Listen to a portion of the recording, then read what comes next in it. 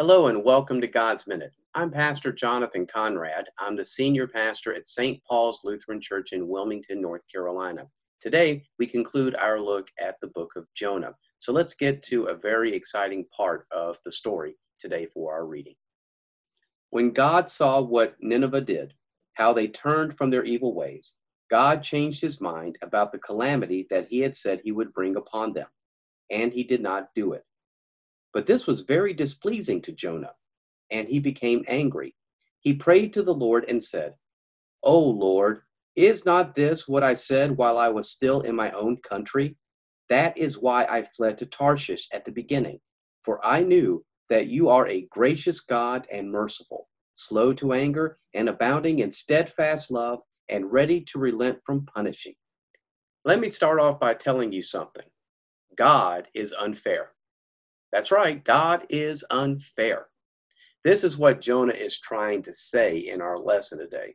Jonah knows that God is gracious and merciful, slow to anger, and abounding in steadfast love, or as he calls it, unfair. Because what God has done is God has followed through on his promise. God said, if Nineveh repents, I will change my mind and not destroy them. And this is not what Jonah wanted.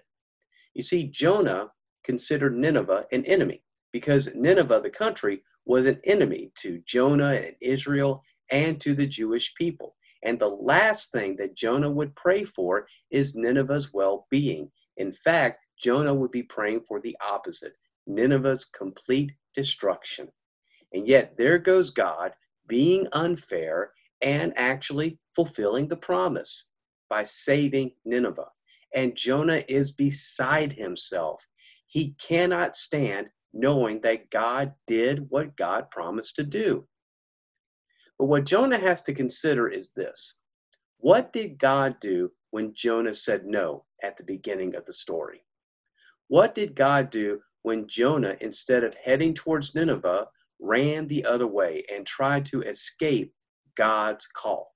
Jonah tried to desert God. Don't you think Jonah should have been punished? But what does God do?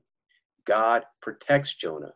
God provides for Jonah, and God calls on Jonah again to go to Nineveh and preach repentance. And this time Jonah listens. And it's a good thing that God is unfair because God is unfair today. I want you to think about the top 3 sins that you have committed in your life. Maybe the top 3 sins that no one else knows about. Do you think you should be punished for them? But what does God do? Does God say, I'm through with you? Does God throw you away? No, God does the opposite.